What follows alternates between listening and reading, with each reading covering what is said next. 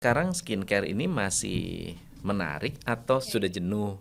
Jadi bisnis-bisnis skincare zaman sekarang nggak perlu ada riset, ngelihat orang lain bikin booming, bikin juga. Berapa penting sekarang menggunakan data untuk bisnis?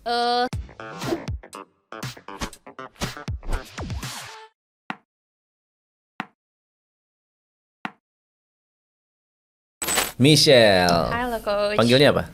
Michelle aja. Michelle aja. Ya. Michelle, bisnis skin game ini booming 2020 ke 2021, banyak banget lewat di VT saya di TikTok dan banyak diundang di podcast juga. Apakah Michelle memang secepat itu, semudah itu suksesnya dalam bisnis? Oke, jadi menurut aku mungkin aku cukup diberkati kali Diberkati ya. Karena saat mulai itu memang semuanya dilancarkan, momentumnya itu ada. Terus juga kalau dibilang aku hebat-hebat banget gitu marketingnya saat itu, sebenarnya kalau aku trace back ya, kayaknya nggak gimana-gimana banget juga marketingnya saat itu. Karena aku lihat kayaknya brand-brand lain juga melakukan marketing yang sama. Aku diberikan kayak apa ya sama Tuhan, kayak berkat nih, gue kasih lu jalan yang cukup mudah saat awal memulai, di mana itu momentum beauty brand juga lagi pada menjamur di mana-mana kan ya. Nah, tapi the real game itu adalah setelah sekitar 2 tahun setelah launching. Nah, that's the real game, gimana caranya tetap bisa bertahan dan udah nggak ada lagi tuh yang namanya momentum, dan tiba-tiba marketnya jadi sangat saturated. Oke, Gitu. ini Jadi di menarik awal nih. mulai sih. Wah, Di ini awal menarik, mulai menarik. gampang.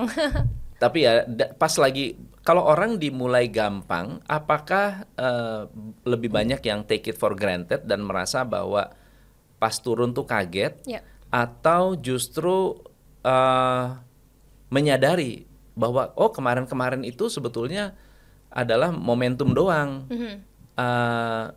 Gimana menurut Michelle?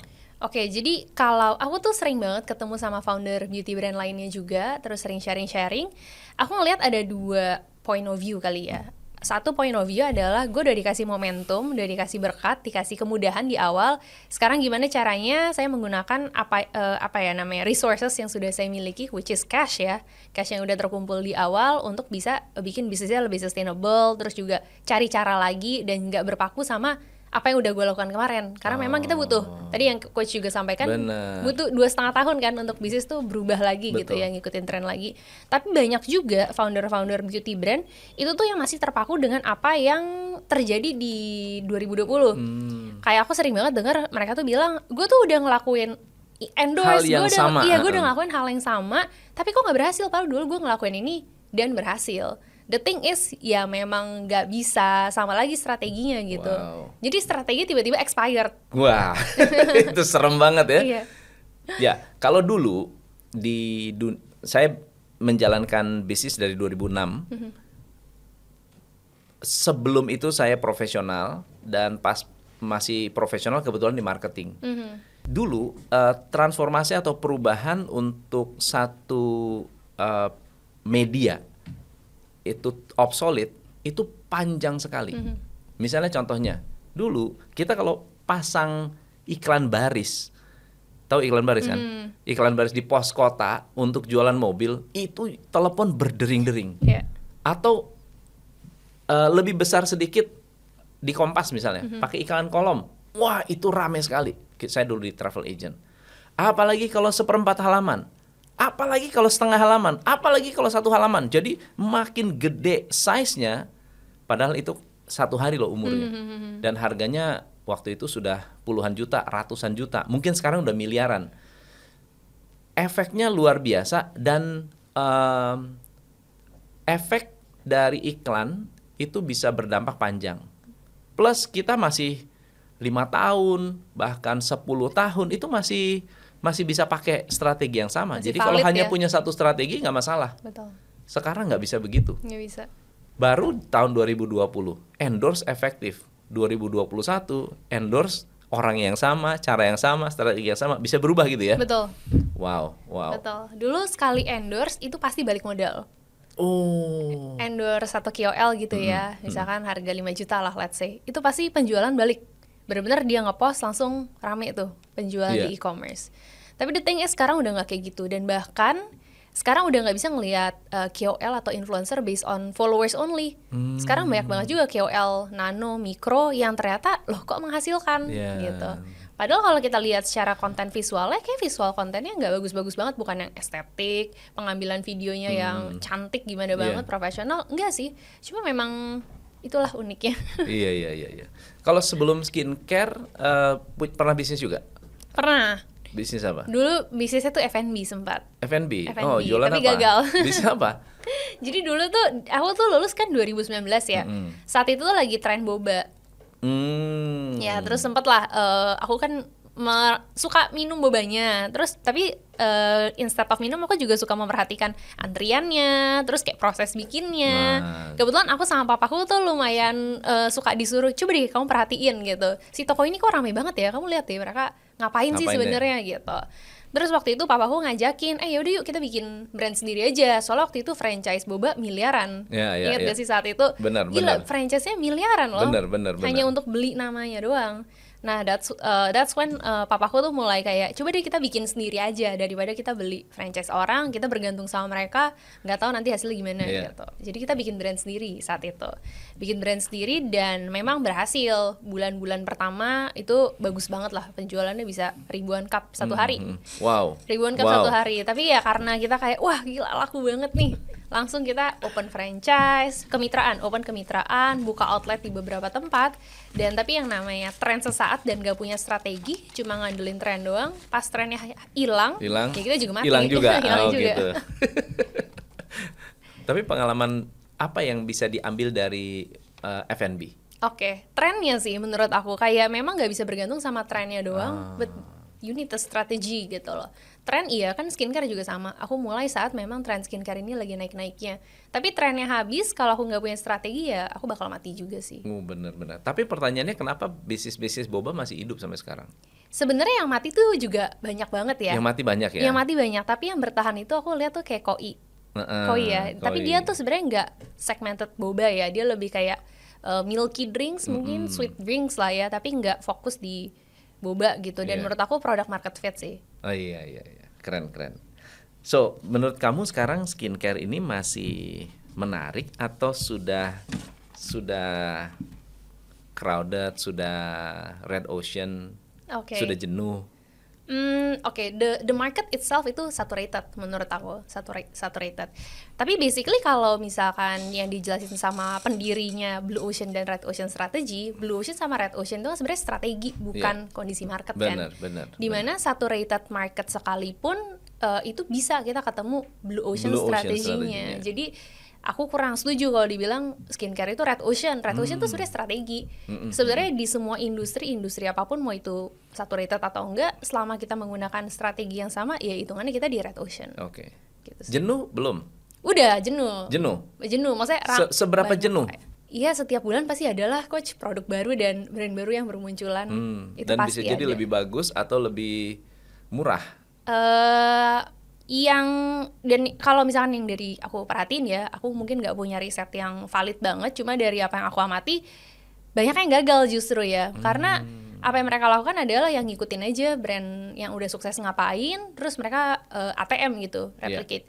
Tapi ternyata the thing is orang-orang brand-brand yang berhasil saat ini itu tuh dulu udah punya momentumnya dulu gitu loh. Ada resources yang mungkin tidak bisa diulangi lagi. Benar. Dan kalau sekarang mungkin budget marketing mahal banget ya, kalau dulu lumayan murah. Berapa persen budget marketing dari sales untuk skin kalau game sendiri? Aku sendiri sih di 10%. 10. Termasuk besar ya? Termasuk besar. 10% tuh minimal bahkan. Kalau lagi ada produk launch atau lagi ada campaign yang cukup besar, itu agak bisa naik ke sekitar 12-13%. Wah, gitu. Oke. Berarti marginnya bagus ya? Iya. Marginnya cukup oke lah ya? Mungkin dibilang buruk enggak, tapi I'm not satisfied. Not satisfied ya. Segmennya skin game itu di level mana sih? Middle up. Middle up, betul. Yang growing middle up atau middle low? Menurutku semua marketnya itu ada opportunity kali ya. Kebetulan kalau aku pribadi memang mendirikannya itu dari awal sudah middle up gitu. Jadi ya we focus there sih. Cuma Oke. sebenarnya yang lower segments itu juga banyak banget di Iya, Indo, banyak benar, banget. benar. Cuma memang nggak bisa strategi yang sama dan branding yang sama kayak yang aku lakuin di skin game. Kalau aku mau reach ke segmen yang C, yang yang low itu harus ada brand baru lagi gitu sih ibaratnya. Menarik. Skin game ini target marketnya kan middle up. Up ya. Eh, Strategi yang paling efektif saat ini apa? Strategi yang paling efektif jujur kalau menurut aku pribadi KOL influencer Masih itu KOL? masih works banget ya. Oh, Tapi oke. memang budget untuk KOL itu kan jadinya besar, mahal. So what we're doing right now adalah nge-build personal branding. Jadi bikin diri aku sendiri sebagai KOL-nya si KOL-nya. skin game. Very smart. Gitu. Karena it's the cheapest and most Very effective smart. marketing strategy. Karena siapa yang paling tahu produk Iya. selain kita ya? Iya, dan siapa yang bisa deliver the message sebaik kita sendiri gitu Benar. kan. Cuma it's a double edged sword juga. Kalau misalkan aku salah ngomong tentu saja brandnya juga terimpact. Ya pokoknya jangan ngomongin agama sama politik Oh lah iya, ya. betul. Kemarin betul. pilih siapa? Nggak boleh. langsung bisa diboykot. Oke. So very interesting karena KOL dan influencer masih menjadi salah satu taktik ya, taktik. Gimana cara maintain para KOL dan influencer ini? Oke, cara maintainnya adalah pertama memang harus build relationship ya. Namanya juga mereka kan bukan komputer, ya bukan robot gitu ya. So banyak banget sih kayak cara komunikasi yang baik, cara nge-reach out dengan mereka dengan cara yang nyaman lah, win-win solution di dua sisi gitu. Tapi yang aku perhatiin adalah sekarang tuh banyak banget nano-nano dan micro KOLs yang memang kalau secara lihat kontennya kok akunnya gitu ya, akunnya kayak sepi deh, belum jadi apa-apa. Tapi sekarang itu visual itu udah gak jadi indikator utama. Indikator utamanya adalah seberapa besar si akun dia itu bisa menghasilkan revenue, bisa convert gitu. Which sekarang sih dengan adanya e-commerce yang menyediakan data-data itu, ya kita rely on those data gitu. Jadi bukan lagi secara apa ya, gut feeling, kontennya bagus gue suka gitu ya, secara kualitatif ya. Nah sekarang tuh secara kuantitatif ngelihat dari konten dia itu kliknya tuh bisa berapa, revenue yang dihasilkan dari video dia itu bisa berapa gitu sih. Oke, saya mau mundur ke how you research KOL. Jadi KOL ini pertama ke Shopee misalnya contoh, dicari yang sudah menjual atau dicari yang memiliki konten, yang mana yang dicari? Yang sudah menjual atau yang memiliki? Sudah jualan skincare atau memang punya konten skincare tanpa jualan? Depends on the objective kali ya. Kan maksudnya even di KOL sendiri kita ada objektifnya misalkan untuk awareness Yeah. only, ya udahlah yang penting kontennya bagus, viewsnya tinggi gitu kan. Tapi kalau memang ada jadi kan top funnelnya di situ tuh. Tapi kalau bottom funnelnya untuk conversions ya kita ngelihat siapa yang jualan ya. Siapa yang jualan. Gitu. Dan oke. mungkin kalau aku mention nama-namanya nggak ada yang tahu itu siapa ya. Oh. Gitu. Unik sih sebenarnya sekarang Unik ya. itu environmentnya benar-benar beda banget sama dulu. Terus dapetinnya gimana kalau gitu?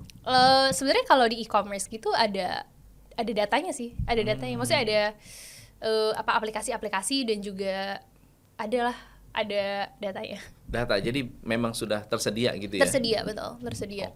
Oke. Berapa penting sekarang menggunakan data untuk bisnis? Sangat penting sih, sangat penting. Dulu aku mulai memang semuanya itu gak data driven sama sekali, gut feeling, it works back then. Di 2020 itu berhasil. Sekarang kayaknya kalau nggak pakai data yang ada boncos sih. Boncos. Iya. Perilaku konsumennya apa bedanya hari ini dengan 3 tahun yang lalu? Kalau di beauty industry sendiri tentu saja semakin price sensitive. Jadi di 2020-2021 hampir nggak pernah diskon, skin game itu nggak pernah diskon, harga selalu stable. Nah cuma karena memang behaviornya itu apa ya, konsumen itu sangat dimanja dengan e-commerce, dengan brand-brand yang pada ngasih diskon. Iya. Nah disitulah mulai demand-nya itu sekarang kalau nggak diskon nggak susah jualan. Susah jualan. Tentu saja profit NPM jadi turun dong gitu sih. So berubahnya itu di situ sih. Jadi semakin manja konsumen. Sampai sekarang melihat perilaku konsumen yang makin manja, price sensitif, maunya lebih banyak. Apa yang Michelle lihat di pemain-pemain baru yang tiba-tiba booming, ada pola nggak? Pemain-pemain baru yang tiba-tiba booming, yang wah kok ini orang nggak kenal tapi tiba-tiba rame gitu. Kayak contohnya Skin Game kan nggak ada yang tahu sebelumnya, baru muncul langsung naik, dan itu kan ada beberapa brand. Ada pola nggak sih dari mereka itu, terutama setelah pandemi?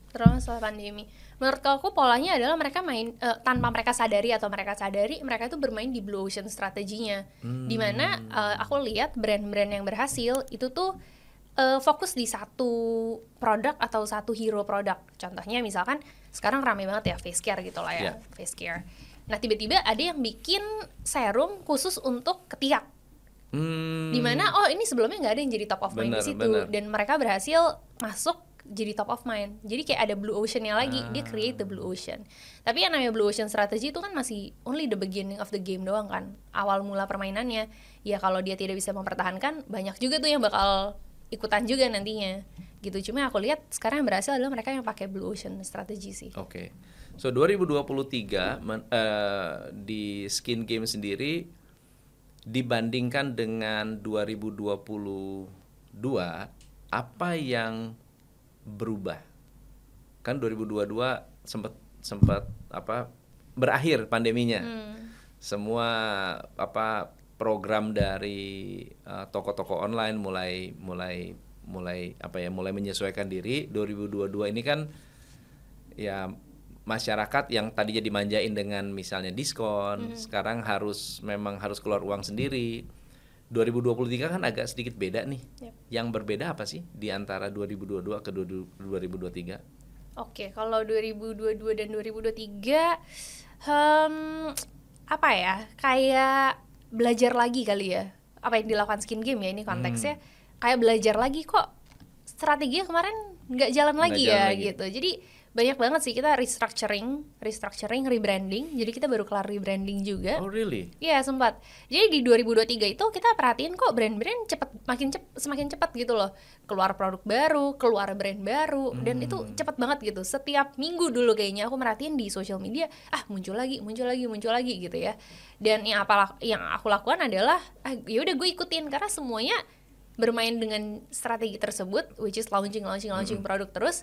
Di 2023 Skin Game ngikutin exactly persis dengan pattern itu, dan ternyata hasilnya apa? It doesn't work, dan justru malah ngikis NPM-nya kita. Dimana harusnya untuk aku masih bootstrap ya, jadi masih full modal sendiri, dimana kita tuh harus super duper wise banget how we spend the money gitu kan. Jadi kita banyak banget launching produk yang menurut aku risetnya kurang mendalam. Eventually dia jadi slow moving. Jadi cash-nya itu banyak di inventory di barang. Iya di 2023. Padahal harusnya itu adalah momen dimana aku cari hero, harusnya ya aku cari hero produk dan besarin market share. Tapi malah duitnya jadi barang gitu kan. Dan marketing cost-nya marketing budget kita nggak bisa naik terlalu tinggi, tapi produknya jadi banyak gitu. Jadi let's say marketing cost-nya 10 juta, di spread ke 10 produk, per produk cuma dapat sejuta. Menarik. Jadi bisnis skincare zaman sekarang yang saya lihat ini seperti pas booming bisnis kuliner dulu sebelum pandemi. Kan ada geprek apa, geprek apa. Martabak jadi mereka martabak juga. Jadi nggak perlu ada riset, ngelihat orang lain bikin booming, bikin juga. Bikin martabak, booming, saya bikin martabak juga. Tapi sebetulnya yang memang bertahan nantinya adalah yang memang memiliki long term plan. Skin Game itu long term plan-nya apa sih? Oke, pertanyaannya susah ya. Kalau untuk saat ini sebenarnya long term plan kita atau visi kita adalah menjadi basic skincare lokal nomor 1 di Indonesia. Kenapa basic skincare? Jadi sebenarnya kalau sekarang diperhatiin gitu ya, di beauty industry rata-rata semua brand itu punya produknya lengkap, dari serum, lotion, body care, hair care gitu ya. Satu brand punya produk selengkap itu. Nah kita ngelihat that's the red ocean gitu loh, karena semua brand berusaha menjadi segalanya untuk semua orang. So we don't wanna play that gitu ya, kita cari blue ocean-nya di mana nggak ada loh brand lokal yang menjadi top of mind untuk jadi basic skincare. Jadi basic skincare itu apa? Basic skincare itu sendiri terdiri dari 3 produk, facial wash, pelembab, dan sunscreen. Jadi kalau menurut kayak riset atau kedokteran gitu, sebenarnya 3 hal itu doang sih yang dibutuhkan kulit kita, iya, gitu. Dan ya udah, we wanna focus there. Jadi kita dulu yang produknya selengkap-lengkapnya semua kita mainin ya, kita discontinued banyak banget sampai akhirnya sekarang kita sisain cuma 8 SKU. Gitu. Ya, sebetulnya lebih ramping ya, lebih lean ya. Lebih lean. Inventory wise juga lebih sehat, cash flow juga jadi lebih sehat sih. Oke. Nah, ini pertanyaan berikutnya mungkin agak sedikit lebih berat. Aduh. Karena sebetulnya kalau kembali ke basic berarti kita bermain di komoditi. Betul nggak sih? Dan secara pricing nggak akan bisa semahal produk-produk yang white tomato lah, pakai DNA salmon lah, atau DNA bayi apa gitu. Itu nggak sih? Bener nggak sih? I can say lumayan tepat sih ya, bener-bener. Maksudnya ada price range yang kayak maksimal, ada limitnya. Iya, bener sih, bener coach. Thank you. Langsung kayak overthinking juga. Tapi mungkin if I can say a thing or two, probably mungkin iya sih, basic skincare memang mungkin jadi kesannya kayak nggak bisa dijual terlalu mahal gitu ya, karena nggak ada inovasi yang gimana-gimana banget. Tapi at the same time, untuk sebuah inovasi baru kita introduce ke market, itu tuh bisa aja dia long term, bisa juga dia hanya short term dan hanya tren sesaat. Dan untuk mempromosikan sebuah inovasi baru, marketing cost-nya juga gila-gilaan. Betul. Dan ya aku lihat sekarang untuk sebuah komposisi atau ingredients atau inovasi baru itu booming, itu nggak bisa cuma satu brand yang ngerjain. Jadi dimana kayak aku lihat setiap kali ada komposisi atau inovasi baru yang booming, itu tuh bukan satu brand, tapi hampir 50% dari brand-brand tuh juga pada melakukan strategi yang sama. Nah itu jadi booming tuh. Jadi apa ya? Latah. Itulah yang menyebabkan tren dan jadi latah gitu ya. Iya, latah. Harus banyak yang latah juga. Jadi kalau yang aku perhatiin ya, it might be wrong. Perilaku orang berani coba sesuatu yang baru untuk kulit mereka memang gitu ya, market? Berani sih. Kalau aku perhatiin sih berani ya. Wow. Terutama mungkin yang kayak klaimnya itu sangat menjanjikan. Orang-orang tuh maunya kan cepet ya, hasil cepet ya. Jadi lumayan banyak sih. Latahnya itu maksudnya brand-brand lain harus latah juga gitu. Iya, betul. Jadi mungkin kalau mau bikin sebuah tren baru, mesti bikin isu, riset dari mana. Wah, brand-brand ini terpancing untuk bikin, maklon-maklon pada bikin semua. Ikut semua. Nah, itu pasti jadi omongan lah. Jadi omongan. Oke. So di satu sisi sebetulnya yang basic ini adalah yang lebih sustainable. Betul nggak sih? Di penilaian aku seperti itu sih. Betul, nggak, maksudnya dalam dunia bisnis juga sama. Betul. Istilahnya semua yang makan, kalau kita dagang beras tuh nggak akan pernah rugi, ya kan? Walaupun komoditi, ya tetap aja kalau kita punya 10 cabang, 200 cabang, bisa kaya juga, juragan beras gitu kan. Apalagi di branding yang bagus, namanya bagus. Lalu kemudian, kalaupun ada cap di harga atau di daya beli masyarakat, sebetulnya ya nggak ada masalah juga selama repurchase-nya kayak lebih tinggi. Betul, selama mereka trust dengan brandnya, trust dengan produknya. Kayak contohnya dulu orang pakai bedak Marks, ya bedak Marks juga kaya juga, Viva kaya juga gitu kan, karena mereka menggunakan sesuatu yang memang sifatnya basic dan nggak mikir lagi, gue nggak mau nyoba yang lain, yang basic, hanya ini yang cocok. Betul. Gitu. Basic skincare tuh orang jarang ganti-ganti. Exactly. Tapi kalau serum gitu, yang lain-lain, toner, itu pasti gonta-ganti dan itu nggak masalah. Nah, jadi kalau kita placement positioning diri kita, pokoknya kalau kulitnya lagi rewel, abis coba-coba produk, balik lagi ke kita. Gitu. Always come back to us. Brand hari ini dituntut untuk memiliki produk yang ramah lingkungan atau sustainability. Sekarang kan udah mulai ke arah sana. Skincare udah mikirin belum?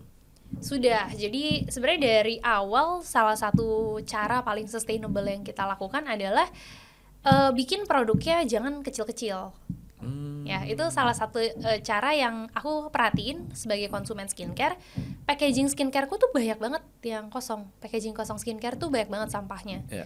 Dan karena waktu itu pas aku belum mulai si Skin Game, aku beli skincare tuh rata-rata, terutama di lokal ya, banyak banget tuh netonya tuh kecil-kecil, kayak 30 gram, 50 gram, terutama untuk sebuah pelembab yang digunakan setiap hari. Yeah. Jadi itu numpuk banget packaging skincare. Akhirnya di Skin Game itu pelembab itu minimal 100 ml ya. Jadi orang tuh cukup satu kali beli, pakainya lama, sampahnya cuma satu. Gitu. Itu salah satu caranya lah ya, Coach. Soalnya menurut aku pribadi sekarang kalau dibilang, maksudnya di Indonesia sendiri untuk packaging tuh belum terlalu jago lah ya bikinnya. Jadi kita pasti masih impor dari China terutama. Dan kalau mereka bilang ini packagingnya sustainable dari recycled plastik gini, aku juga nggak gitu bisa percaya sebenarnya. It's just marketing claim sometimes kan. Jadi aku cari yang mana aku benar-benar tangible banget lah. Pokoknya yang tangible adalah sampah kemasan kosong itu berkurang gitu. Dan of course kita juga ada program recycle juga. Cuma nggak terlalu tangible kali ya menurut aku, terutama belum punya offline store. Orang harus ngirim kemasan kosongnya ke kantor kita kirim lagi ke, jadi belum flow-nya tuh belum selancar itu. Belum lancar. Ya, belum lancar. Tim ada berapa sekarang? Kalau yang in-house tuh kita ber-20, jadi masih dikit lean banget ya. Ya lumayan. Wow, dikit loh itu. Lumayan. Ramping.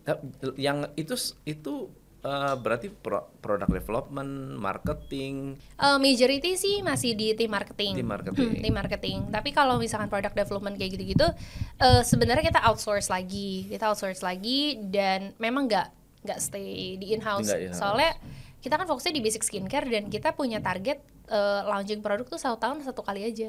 Jadi memang tidak terlalu sibuk kali ya. Menarik. Tahun ini targetnya apa? Tahun ini targetnya of course kalau revenue wise pasti mau meningkatkan gitu ya. Cuma untuk saat ini walaupun kita di basic skincare ada beberapa produk yang belum kita lengkapi. Contohnya kayak sunscreen, seperti sunscreen. Nah itu kita lagi on proses developing sunscreen sih. Oke. Seru ya. Ternyata ya bisnis. Saya meng-coach beberapa skincare. Rata-rata mereka yang awalnya bukan bukan pemain, lalu kemudian kerjasama dengan dokter-dokter. Lalu kemudian end up-nya bikin klinik. Itu trackingnya tuh begitu. Jadi dari skincare, Maklun punya klinik, jualan dan pakai untuk segala macam pasien, buka pabrik. Kapan buka pabrik?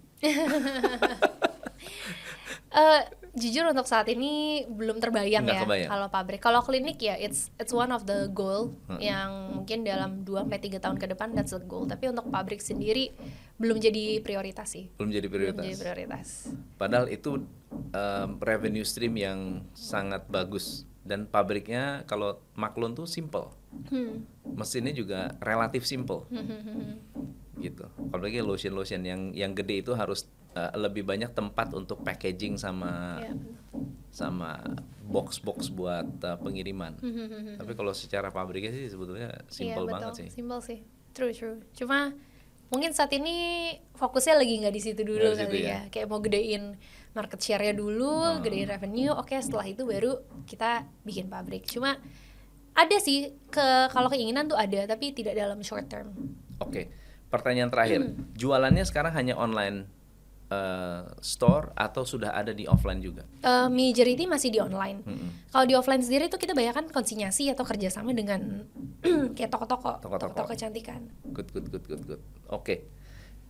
Next time kita deal off air ya. Saya mau ceritain tentang project Top Coach Indonesia. Waduh, mantap. Ya, di luar nih. Nanti kita ngobrol. Jadi thank you banget Michelle. Thank you, Coach. Wow, ini belajar banyak hari ini. Dan saya senangnya karena sebagian besar pemain skincare itu bermain di nice to have products. Kalau Skin Game ini masuknya ke benar-benar ke basic, dan menurut saya ini adalah kalau benar-benar dicintai masyarakat, ya you become market leader very easy gitu. Karena ngelawannya lawannya dikit ya kan. Misalnya lawannya adalah pemain-pemain lama, tapi ini bisa benar-benar sustainable dan lebih long term. Dan yang menarik adalah ya ternyata data itu sangat luar biasa, sangat-sangat penting untuk kita pahami, kita kuasai. Michelle, thank you so much. Thank you coach for inviting me. Thank you so much. Sampai ketemu di next project ya. Thank you. Teman-teman, belajar apa hari ini? Saya Tom MC Ifle, salam pencerahan. Hanya di Top Coach Indonesia.